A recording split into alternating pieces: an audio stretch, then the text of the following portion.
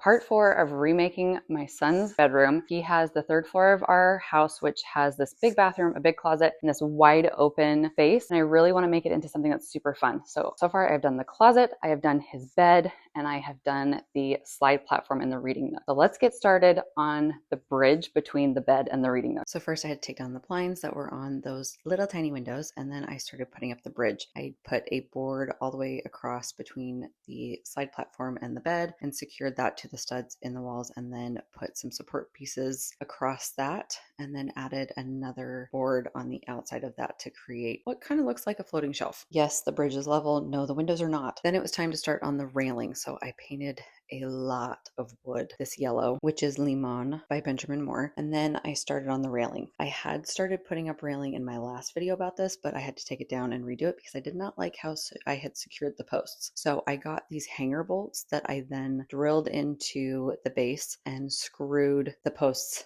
into, and this was a lot more sturdy than my original plan. I did add 2 support posts underneath the bridge just to make sure it is very secure, but I'm also adding another way to climb up to the second platform here, and I wanted 2 posts to make that look cohesive and symmetrical, especially to the posts on top of the bridge, because I last minute decided to add a gap in the railing that was going to go across here. Originally this was going to go all the way across, full railing, but I changed it and made this space for the kids to jump off of because I love doing that so much. Then it was time to build the railing. I measured the space between each post and then cut a 2x4 to that length and a 1x4 to that length. I then measured out how many spindles I would need for each board. These are 1x2s that I'm using for these spindles, and again I'm using hanger bolts to secure them to the 2x4, and then I'm just screwing them into the 1x4 because the 1x4 is going to be the bottom and you're not going to see the screws from there. I also added 2x4s between the posts on the front of the slide platform because that just gives it a little bit more stability. Installing the railing was actually pretty simple. I got them into place and then screwed them down into the platform with my 2-inch wood screws, and then for the posts I secured them